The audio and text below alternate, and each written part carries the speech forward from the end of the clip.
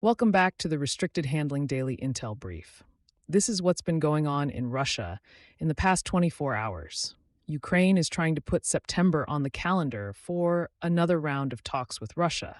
And this time, Kyiv wants the United States in the room.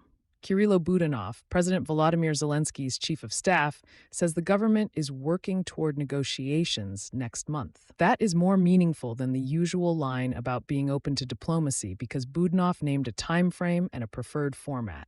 It is still a format, not a settlement. Russia wants its territorial gains treated as political reality. Ukraine rejects giving up occupied land.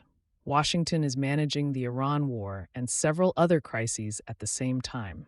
The first thing to watch is whether each capital appoints people who are actually authorized to bargain. Exploratory meetings can produce photographs and useful contact without producing decisions. A serious track needs agreed participants, a scope, and some idea of what happens after the first exchange. The best near-term outcome may be smaller than peace. Prisoner issues, infrastructure restraint, warning channels, or a clearer map of the gaps. Even that would matter if it reduces the chance that a misunderstanding becomes escalation. That is where the rare CIA visit to Moscow becomes important. The Kremlin confirmed that CIA Director John Ratcliffe met Russian intelligence counterparts. He did not meet Vladimir Putin, but Putin was briefed. Russia's foreign intelligence chief Sergei Naryshkin then confirmed that he and Ratcliffe discussed sensitive matters within their agency's responsibility. President Trump called the trip semi-routine and denied some of the more dramatic explanations circulating in the press.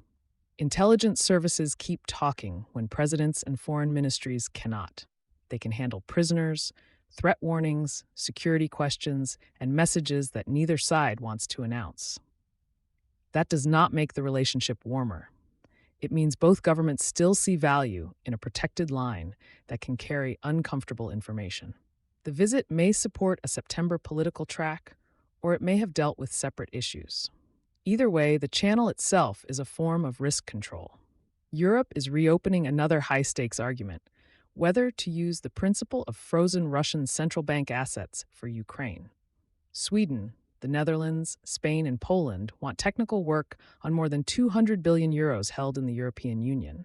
Belgium remains worried about legal liability, market confidence, and Russian retaliation because much of the money is located there. Europe already uses profits from frozen assets to support lending. Touching the principle is a bigger step. The case for doing it is straightforward. Ukraine's financing needs are large, the war is prolonged, and Russia should bear more of the cost. The case against it is also serious. Governments worry about sovereign immunity rules, lawsuits, and whether other countries will think twice about holding reserves in Europe. The real work is not another political slogan. It is a shared liability structure, a defensible legal theory, and a plan for retaliation. If those pieces appear, the proposal moves from pressure campaign to financial mechanism. Moscow is also raising the stakes around British long-range support. Foreign Ministry spokeswoman Maria Zakharova said Russia could strike British military assets inside or outside Ukraine if British-supplied missiles are used against Russian territory. Britain and France support the Storm Shadow and Scalp missile families, so the warning is aimed at launch authorization, technical assistance, and targeting support. Russia wants London to believe that helping Ukraine use the system could make British assets part of the response. This is coercive signaling before the event, which gives both sides options. Britain can adjust how it supports Ukraine. Russia can later claim it warned London, but carrying out the threat would create a much larger alliance problem and could strengthen the resolve Moscow is trying to weaken.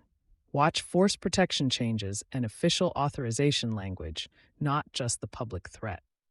On the ground, Ukraine is reorganizing around the Donetsk fortress belt. Prominent commanders Andriy Beletsky and Denis Prokopenko will lead formations supporting General Mikhailo Drapati. The focus is the chain of cities around Sloviansk, Kramatorsk, Drushkivka, and Kostiantynivka. Russian forces are pressing the northern and southern approaches and using small groups to probe and infiltrate. New headquarters can improve decisions and accountability, but only if they receive drones. engineers, reserves, communications, and real authority. Russia also launched a large overnight package of drones and missiles against several Ukrainian cities. Ukraine reported damage from Kyiv to Odessa and Zaporizhzhia, while Moldova said 5 drones entered its airspace. The platform totals are less important than the regeneration contest underneath them. Russia is trying to damage energy, transport, and production faster than Ukraine can repair them. Ukraine is trying to preserve interceptors and keep critical systems functioning.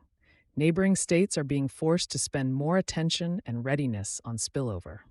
Inside Kyiv, former Defense Minister Mikhailo Fedorov's criticism of corruption and strategy is giving the Kremlin material for an infighting narrative. Ukraine says the comments came from a dismissed official with a grievance. Both explanations can contain some truth. Wartime governments need candor, and public disputes become dangerous when nobody can see who owns the fix. Procurement performance, command appointments, and mobilization policy will tell us more than the argument itself. One story cuts through the institutional language.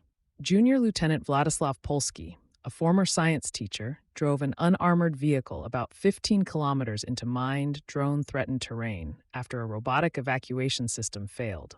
He brought out 2 wounded soldiers and later received Ukraine's highest honor. It is a reminder that technology can reduce exposure without removing the moment when a person has to decide whether somebody else is worth the risk. Russian audiences are hearing a controlled version of all this. State outlets say intelligence contact proves Russia cannot be isolated. They describe threatened action against British assets as a defensive warning, and they frame strikes through military and industrial targets. Diplomatic meetings, economic administration, and routine public life surround the harder news. The message is that Russia remains in control, outside sponsors own the escalation risk, and negotiation can happen only when others accept Russian security interests. So the week's key indicators are simple. Look for authorized delegations and an agenda for September. Look for signs that the CIA and SVR channel produces a practical outcome. Look for an actual European legal structure around frozen assets. And look for changes in British force protection after Moscow's warning. Those signals will tell us whether the new activity is creating a path or only giving all sides more ways to manage a war they are not yet ready to end. Thanks for listening. Keep your maps open, your sources skeptical, and your notifications on. For the written brief, find us at restrictedhandling.substack.com. See you tomorrow.